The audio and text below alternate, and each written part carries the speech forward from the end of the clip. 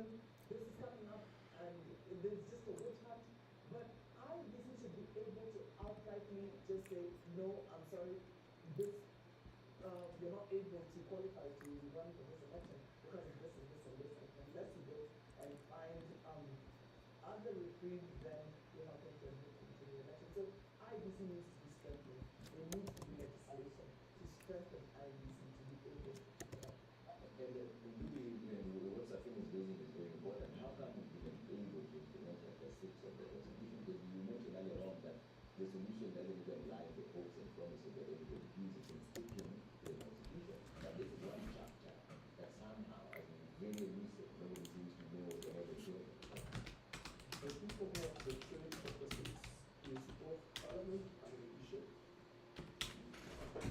Parliament for the reason. Sawa, shukran. Mbona hiyo machine iko slow sana hizi stream? Nime stream tu kusoma za watu. Sio kwanza sana zile Hiyo ndio babu yetu. kama ulisema utamjia. Ni sawa tu. Ndamjenga.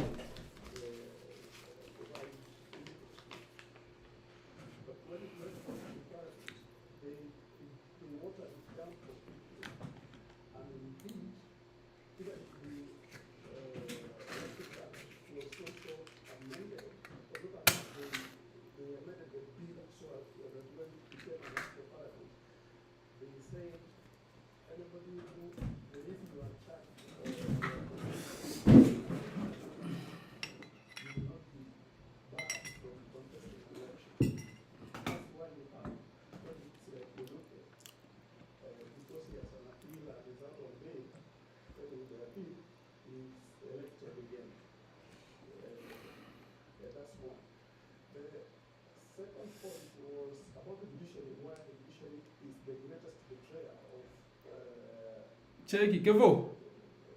Kevo. Kiasi. Oh, go down.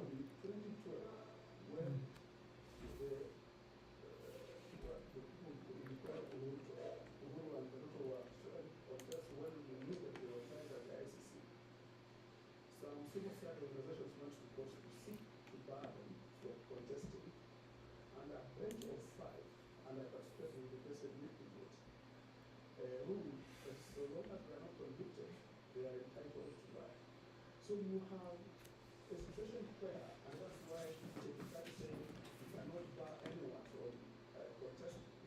If they are convicted or if they are suspects of crime, so long as there is no conviction, or if they are convicted if they are an appeal. So I think that that is really where the question lies. It's not even about strengthening the power of IBC. And I wonder why IBC demands. Nataka ujifundishe ku live stream. Unaona kama nikuonyesha. Unaona ki live stream venye nini na dupo. Unaona kama saa hii channel. Sasa nimeanza tu ku live stream sasa nimepata 53k views. So nataka kutumia kugrowisha channel na venye migrowisha subs. But sasa ndio siwezi risk ile channel nyingine. But sasa tunachikia hata nyingine pia imefanya poa. Unaona subs wameongezeka. Alafu kiona kwa analytics. Akala ndio imekuwa ikileta za siku zote. Angalia hata ifika ingi hata $1. Angalia kama hapo. Na uone saa jana vile live stream at least ifika 1.98. So na live stream hapa nataka kutumia link nyingine juu ki live stream. Actually natumia tu get subscribers kwa sababu hii channel au hizi subs nilibuy 1k subs. So no matter what na upload hapa hizi pata traffic because haina subscribers. That's what I call it as a madini venye nafa. So nataka kupea kwa channel nyingine kuangalia tunaweza live stream alafu live stream nyingine tunakaa utapata subs. Kwa hiyo imeleta engagement mingi sana Jaiko hata ever since tuanze kutumia Jaiko hata na hizo views zote. Unaona na views zote na niza ma live stream tu peke yake. But ingine imefanya poa kabisa nimeja kwa monetize. But imepata a lot of views nyanda sijaiona. Na nini kidogo nikiacha. So nataka kupea channel nyingine.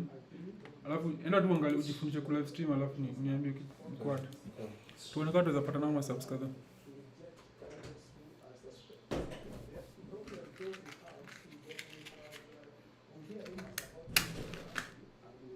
Nothing has been said about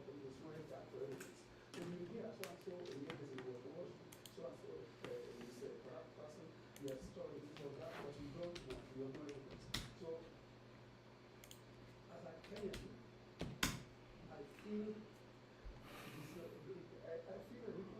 a little negative that we have people we suspect to engage in irregularities or bad things, yet we allow them to contest. But again, our law is not strong enough to say if you have these allegations about an individual, can you investigate them? So something like the NCIC should be able to have the power to investigate allegations, not just about hate speech, but investigate allegations about individuals who are likely, if the allegations are likely to result to a lack of cohesion in the country.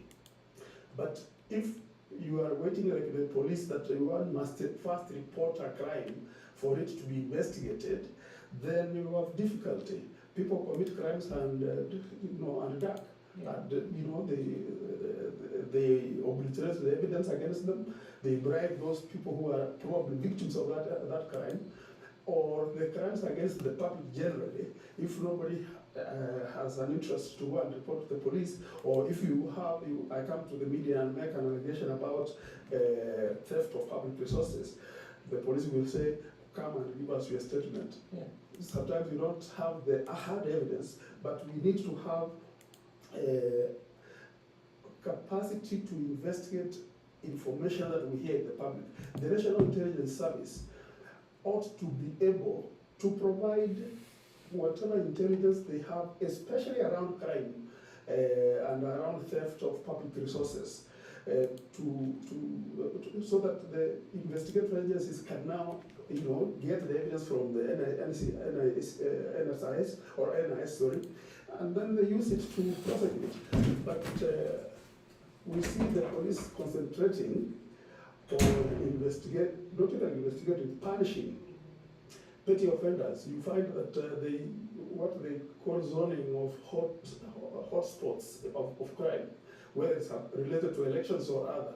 They will tell you it's Madara, it's Korogosho and other places, but some hotspots of crime are in the treasury or in State House or around the house, and yet nobody provides the evidence to the public to know that actually the people who plan, especially corruption, which is budgeted, is done from the treasury, is done from parliament. Okay, so, Makore, I'd like to hear what your thoughts are, but as you can see on your screen, I think this is the clearest indication yet that this exercise is done. In fact, the center where the agents were seated have now been cleared. We've seen the tables being moved, we've seen the seats being moved, and now there's a higher number of people who've walked into the auditorium. The clearest indication yet that the Form 34C now, which is the total national tally of the results, is most likely about to be announced by the IMC chairperson. We know that lastly when we spoke, 259 out of the 291 constituencies had already been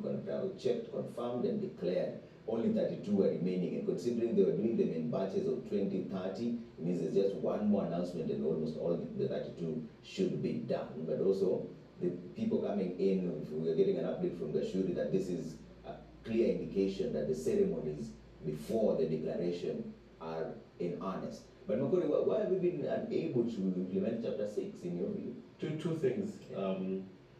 First of all, let me dovetail from where maybe I just finish by amplifying this. The Supreme Court by William Tula practically undermines the implementation of Chapter 6 as far as politics is concerned. It actually does. And it will be hard until that is overturned, that ruling. As far as politics is concerned, it will be almost impossible for us to have implementation, because that is the ruling of the Supreme Court. So no matter what law you enact, believe me, it will be overturned, because the High Court or the Appeal Court will say, oh, we're making a ruling above us, this says this. Now, let us be real here. In the real world right now, this job that you got right now, Trevor, or we got even as ourselves, as he has said, you have to supply your certificate of good conduct. And if you're convicted, you will not get that job. Your employer would say, well, until you've not exhausted your appeals, then we employ you until. No. You are simply, actually, you are not convicted. Even suspicion. It's a you're suspected, it is a court case, and you're just a suspect. I don't think you're getting a job. It's just a reality. May I just add something to your your conversation? In the public service, the moment you are charged, Yeah. you are interdicted. Yeah. But the politicians, Yeah. And I think that's my next point. There is a double standard, and I like to go on my next point here. There's a double standard. I'm a state officer. There's a double standard because on our end it is applied. Believe you me. Yeah, it is. Like you said, the moment there's any issue, intuition means the two are more. You know, because it affects your work. So, and you get to, you're not even supposed to be in the office when we've seen such situations. So for me, there's a double standard of application chapter 6. It doesn't apply to the particular class, but it applies to the public, a public servant, a state officer, because we are under it. I mean, trust me, that the moment there isn't just a hint of allegation, it may, intellectually as we've had. So there's a double standard in that. Now, how can we fix it? There's a clear way, because I don't want to point out the problem. There's 2 ways to fix it. Number one, there has to be, somebody needs to file a case so it goes back to the Supreme Court to what are the previous ruling of Justice Tunga, whereby until you've exhausted all your appeal processes, then you're bad. That doesn't even make any sense in terms of logical sense, practically how we live. Lastly, this is how we do it. To answer your question on chapter 6, you know, let's face it, this is the reality we live right now under that ruling. The first line of defense are the voters. Let me ask you a question, because I have a list of people who have been elected here on today's paper. How many of those people who are alleged to be part of that criminal enterprise or what have been elected? How many?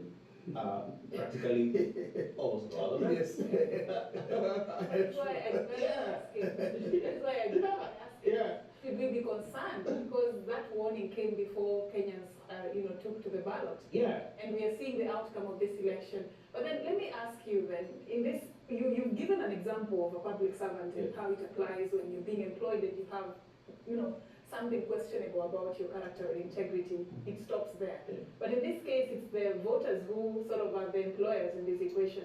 And if you look at the history of our country, if you're mentioned in a scandal, it's sort of like you gain popularity. I mean, it's sort of like that is when you start thriving in your political career. Who should we be looking at? Is it IEBC or the voters? That's what I was going at. Possibly. See, that's my logic and argument was going that way. Yeah. It's simple. Who employs the politicians? Yeah. It's the Kenyans.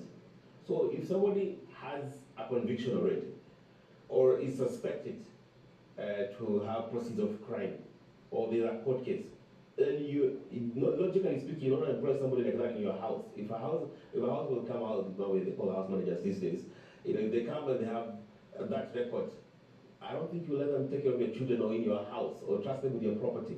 But people, Kenyans, willingly employ the people who've been talked about or alleged about. Simple. To me, it's very simple. And it's a conviction now as people, for us as the Kenyans. I'm going to ask a question to answer that question. Can good people elect bad leaders? And can bad people elect good leaders? And that's the answer to that question. Absolutely. Let me just chip in a little bit where he's going. Because I've been at the grassroots and I basically kind of know the psyche of the people. They feel that because usually when they are looking at a person to elect, they're like, Amisoma. And so if you have been interacting in these institutions and held public office, and therefore no institution was able to bar you from contesting, then they're going to elect you. He brings to us, when he steals, it's for us, you see. So you're Robin Hood. Yeah, and so the voter actually encourages that. They say, we gave ourselves this constitution. In this constitution, we have these institutions. If these institutions do not see it necessary to bar this person from vying for this position, then who are we to stop the person, you see? So if they know that all these EACC, IBC, whoever has cleared the person to vie, then they're going to give them the vote. Yeah. So if you are calling them thugs, drug dealers, wash people, that's the person he's been in a place of responsibility. We have seen how he has worked. He's very pragmatic. He's got all these teams running around because he's got all this money that he can facilitate all these teams to do the work. They don't care about the integrity. Yeah, but the institutions are supposed to have done that. But there's also the flip side of it all, where we see politicians speaking about weaponization of corruption, where any time they're targeted, they go back to their community and say, you see, I'm the only one they're looking for because we are popular. Whether it's true or not, is as the judiciary also failed, the entire administrative system, as it failed in executing these issues fast enough and swiftly enough so that people can see these were the accusations, this is the evidence, and this is the outcome. Before I get to that, I think there is a need to ask ourselves the question, what is the basis of corruption, and how has corruption shaped our politics, or how has our politics shaped corruption? From or prior to independence, during colonization and after, the economic model that we adopted and the economic structure that we have been having is such that the state or the government was this only source of, may I call it artificial wealth, because there are many forms of wealth. This is a source of money. Hold the thought 1 minute. Let's cross over first of all to Bomas. There seems to be a bit of activity. I'll come back to you to finish the line of thought. Mwana, kuna nini kunaendelea huko? Naam, sote tuko hapa lakini Gachuri ndio atakayetueleza. Sasa ni nini wewe? Ndio maana moja kwa moja tunaungana na Gachuri. Maana tuna hamu. Sio nyinyi tu ambao mnatutizama, hata sisi humu ndani tunataka kujua ni kipi ambacho kinaendelea katika ukumbi wa Bomas. Ndio maana basi nampokeza sasa Gachuri. Hebu tueleze, maana tunaona watu wameanza kumiminika. Je, ni kipi ambacho kinafanyika sasa? Mwanamti na Kigamba yuko hapo karibu na wewe, na siku zote nasikia akipenda kusema dalili ya mvua ni mawingu. Na swali ambalo ulikuwa umeniuliza hapo awali, tutarajie matangazo haya mwisho lini? Tutarajie tangazo la ni nani mshindi wa kinyang'anyiro cha urais itakuwa lini? Basi kitendawili hicho naona ni kama kimeanza kuteguliwa, kwa sababu ukiangalia pale katikati ya ukumbi huu wa Bomas ni mahali ambapo kwa takriban siku 5 pamekuwa ni eneo la shughuli chungu nzima. Trevor na wazungu wenzake watasema beehive of activity. Lakini sasa ukiangalia vile viti ambavyo vilikuwa pale, zile meza nyingi ambazo zilikuwa pale, wale mawakala na maafisa wa IEBC ambao walikuwa wameketi pale kufanya upekuzi wa stakabadhi ambazo zimetoka kutoka maeneo mbalimbali ambapo kura zilipigwa. Sasa unaona wameshaondoka, eneo hilo limeandaliwa upya na linaonyesha kila ishara kwamba kinyang'anyiro cha urais mwaka 2022 matokeo yake yanatangazwa katika muda usio mbali. Tuseme labda tulianzia siku, sasa ni saa, tuseme sasa ni dakika za kuhesabu shughuli hii nzima iweze kukamilika. Na linalofanyika pale ni kuandaa mahali ambapo sasa makamishna wa IEBC, mwenyekiti wa IEBC Wafula Chebukati na wenzake watakuwa wameketi ili kushughulika na swala nzima la kumkabidhi atakayekuwa mshindi ama atakayeibuka mshindi katika kinyang'anyiro cha urais cheti chake, cheti ambacho kitatumika kuanza mchakato mzima wa kumwapisha atakayekuwa ameteuliwa ama atakayekuwa amechaguliwa na kutangazwa kama rais wa Jamhuri ya Kenya, rais wa awamu ya 5. Hiyo basi watu wanazidi kumiminika hapa, na ni wale tu ambao wana stakabadhi ambazo zinawaruhusu kufika hapa katika ukumbi wa Bomas, na usalama umedhibitiwa vilivyo kutoka lango kuu la Bomas hadi kiingilio cha Bomas hapa. Usalama umedhibitiwa vilivyo, na ni wale tu ambao wana vyeti ambavyo vinawaruhusu kuwa hapa, wanaoruhusiwa kuingia hapa, na wanaonyeshwa kila mtu mahali ambapo wanafaa kuketi. Vile viti ambavyo vilikuwa pale katikati, vile ambavyo vilikuwa vinatumika na mawakala na maafisa wa IEBC kufanya upekuzi wa stakabadhi, sasa viti hivyo vimeondolewa na vimetawanywa katika ukumbi huu wa Bomas ili kuongeza nafasi zaidi ya watu ambao watakuwa wanafika hapa ili wapate nafasi ama pahali pa kuketi. Hivyo basi inakupa taswira kamili ya hali ilivyo na kupa wazo la kwamba shughuli hii nzima sasa inafika kikomo chake. Kumbuka kutoka siku ya Jumanne tumekesha hapa kutoka siku ya Jumatano, Alhamisi, Ijumaa, Jumamosi, Jumapili na leo Jumatatu. Kwa hivyo siku 6 nzima tumekuwa hapa. Kuna wale ambao walikuwa wanatoka tu hapa kidogo, wanaenda angalau wanapata usingizi saa moja ama masaa mawili na kurejea hapa ili kuhakikisha kwamba shughuli hii inaendeshwa kwa usawa, kwa uhakika, na shughuli hii nzima sasa inafika ukingoni, na tunavyoona sasa hata usafi unaona unaanza kufanywa pale.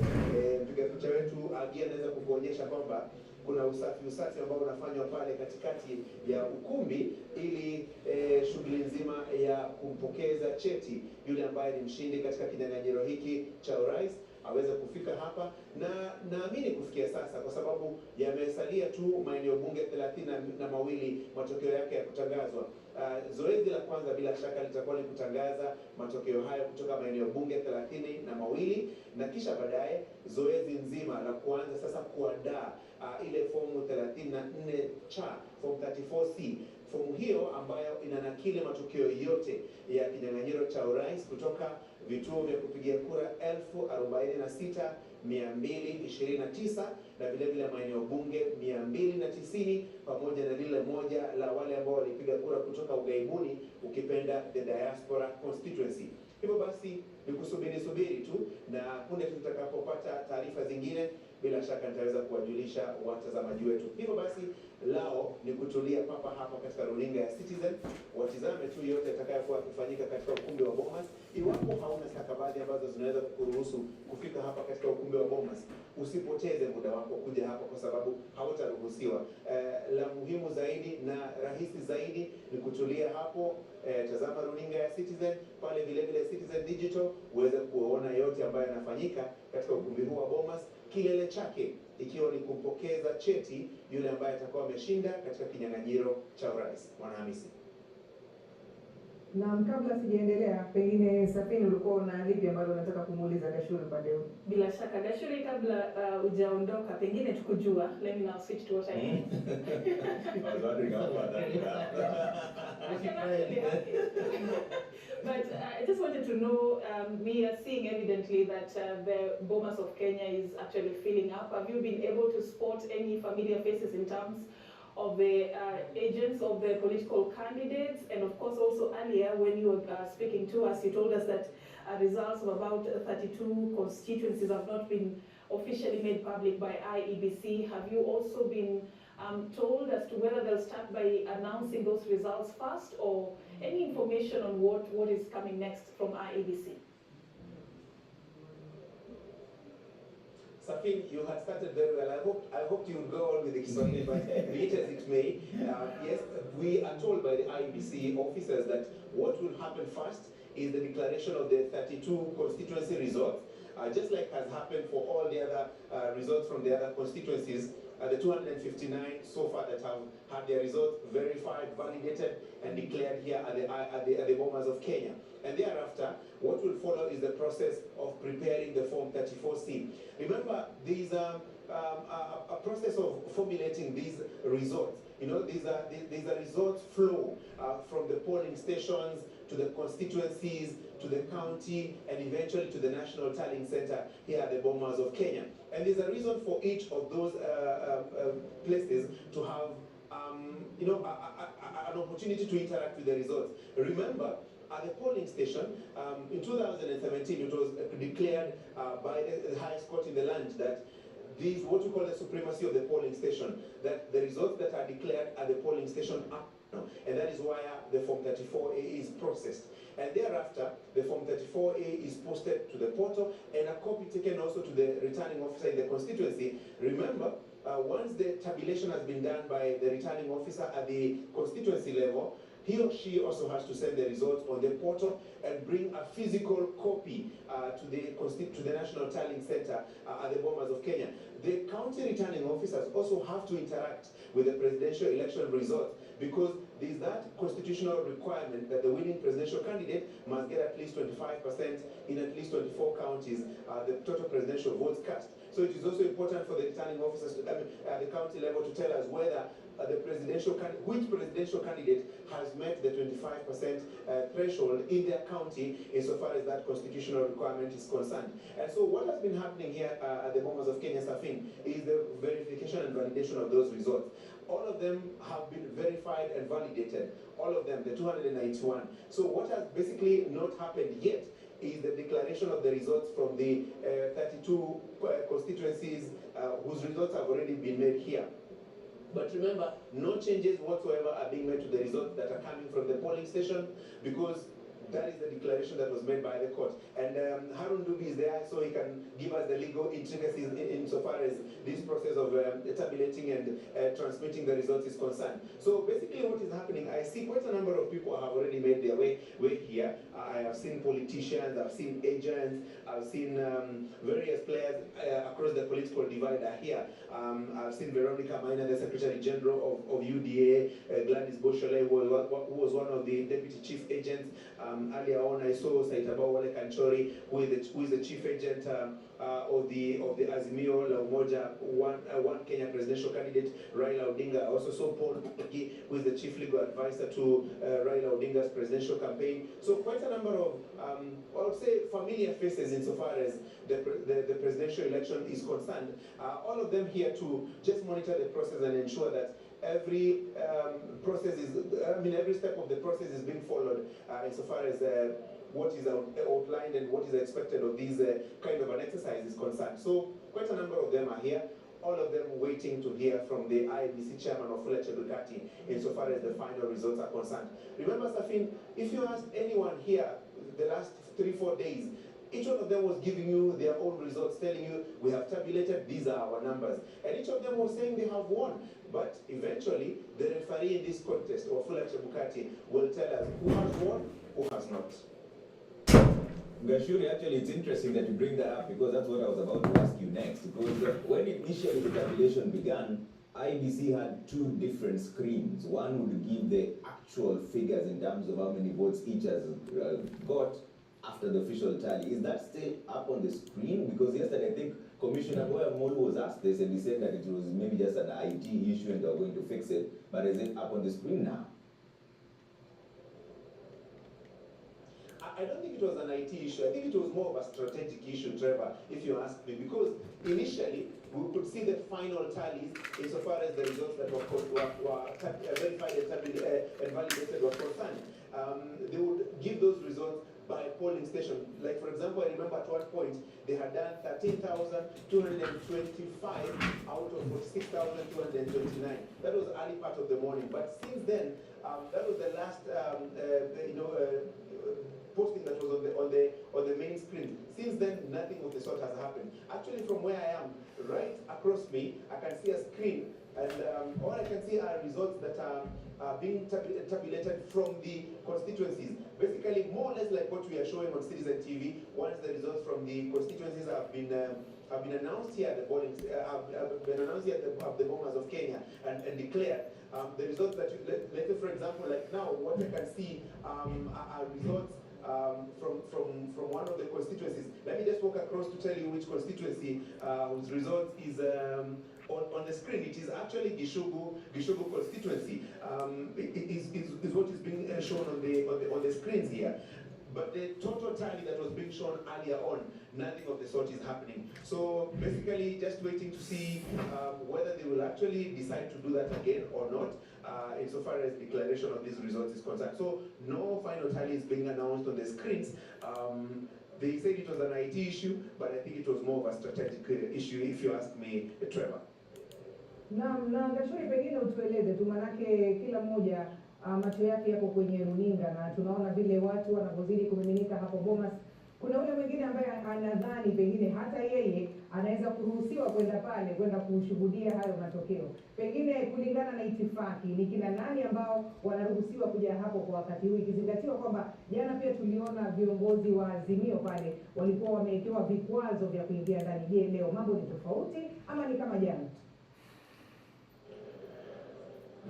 Mambo ni kama jana, lakini kuna tofauti kidogo, kwa sababu ukiangalia sasa katika katika ukumbi huu nimeona sasa watu wengi zaidi wamemiminika hapa kuliko waliokuwa wamemiminika hapo jana, na kuna sababu, kwa sababu Mwanahamisi jana na juzi kulikuwa na shughuli nzima ya kukagua na kuhakiki matokeo ambayo yametoka kutoka maeneo bunge mbalimbali, na unakumbuka kulikuwa na purukushani ambayo ilikuwa imeibuka, hali ya mshike watu kuvutana hapa na pale, cheche za maneno, hata wakati mwingine nusra vurugu kuzuka, na ndio sababu uamuzi ukachukuliwa na wale wasimamizi wa shughuli hii nzima, shughuli ambayo ya ukaguzi iliyokuwa ikiongozwa na kamishna Profesa Abdi Yakub Gulie. Wakasema kwamba wale tu ambao ni mawakala wakuu na wasimamizi wa uchaguzi kutoka ama wasimamizi wa shughuli hii kutoka kwa wagombea urais wanne ndio pekee waliokuwa wanaruhusiwa kufika hapa. Wengine wote ikiwemo wanasiasa walikuwa wanaagizwa kukaa huko nje na kukaa katika eneo la kando kabisa ya Bomas ili kuhakikisha kwamba hawavurugi zoezi lenyewe. Lakini kwa sababu sasa zoezi limekamilika, wameanza kuruhusiwa, ili mradi tu uwe na cheti chako ambacho kinakuruhusu kuingia hapa, ukipenda accreditation. Na kulingana na itifaki ambazo ziko hapa, hiyo accreditation iko pia na kadi maalum ambayo unaitumia kubonyeza katika mlango wa Bomas ili mlango wenyewe unafunguka. Kwa hivyo kama kuna mtazamaji labda ana hamu sana ya kuja hapa katika ukumbi wa Bomas kutazama moja kwa moja yanayojiri, mimi ningemshauri tu asipoteze muda wake, kwa sababu bila cheti chenyewe hautaruhusiwa kwanza kuingia katika lango kuu la Bomas, na vile vile kuingia katika ukumbi huu hautaruhusiwa kufanya hivyo, kwa sababu ni wale tu ambao wana vyeti vya kuwaruhusu kufanya hivyo wanaoruhusiwa kuingia hapa. Lakini niseme wanasiasa mbalimbali wanazidi kuingia hapa, mawakala mbalimbali wanazidi kuingia hapa. Kwa hivyo zoezi linaendelea na lina utulivu fulani, tofauti na hali ilivyokuwa siku mbili zilizopita, kwa sababu kile ambacho kilikuwa kinaibua tumbo joto na hali ya mshike kimeshakamilika, yani ukaguzi wa stakabadhi. Hivyo basi linalosubiriwa tu ni matangazo ya matokeo ya mwisho, na ni matangazo ambayo hauwezi kuyavuruga ama hauwezi kubadilisha kwa chochote, hata kama utakuwa unatofautiana nayo. Afueni yako ni kuelekea tu mahakamani. Kwa hivyo watu wengi zaidi wamefika, lakini kuna utulivu fulani. Sawa, asante sana Angashuri. Mtazamaji, kama ulivyoona hapo, tumeonyesha kwamba kuna utulivu wa aina yake, na Trevor na Safiri, nafikiri nitasema huo utulivu pengine umeletwa na ile hali kwamba tayari mgombea urais ashajua ni nani. Maanake sisi tuko hapa, wale wamekuwa wakifanya mahesabu yao, IBC imekuwa ikifanya mahesabu yao, lakini kama alivyosema Angashuri ni kwamba msema kweli atajulikana muda usiokuwa mrefu. Kwa sasa sema kweli ni IBC vile umesema, lakini wanajua mimi hapo ndio nimesema itifaki zinafuatwa. Itifaki ni kabisa Kiswahili yote imeisha. Amesema hali ya joto haipo tena. Bila shaka tumesubiri muda mrefu, lakini angalau mambo yaisha, mkondo mwingine uchukuliwe. Na tutakaporejea tutakuwa na swali moja tu, kama utanipa nafasi Trevor, ni waulizi wa elimu. Lakini kwa sasa tunakwenda mapumzikoni kidogo tu kutoa nafasi kwa matangazo, kisha tutarejea. Usibaki.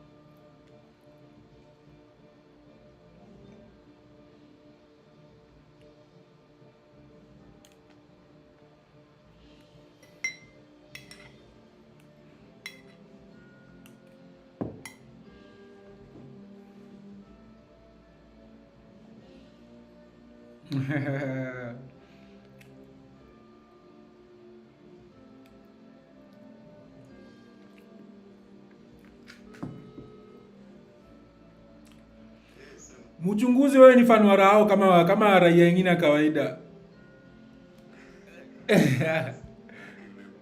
Eh? Lakini huyo mzee ni mnoma Richi hata hivyo.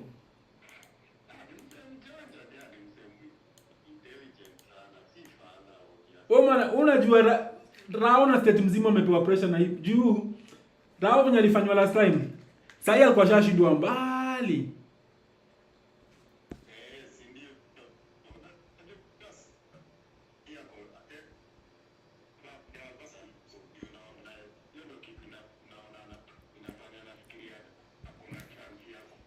Jagava.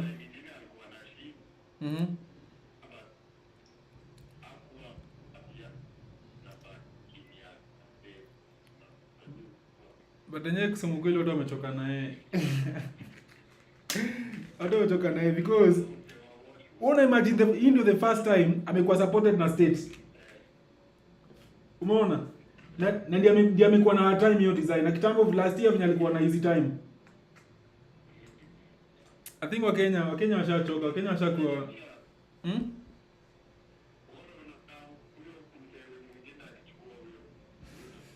Huo mse by the way sijui ni influence ako nayo ama huo mse mimi sijui amecheza aje. Honestly siwezi tell, but huo mse amepata votes.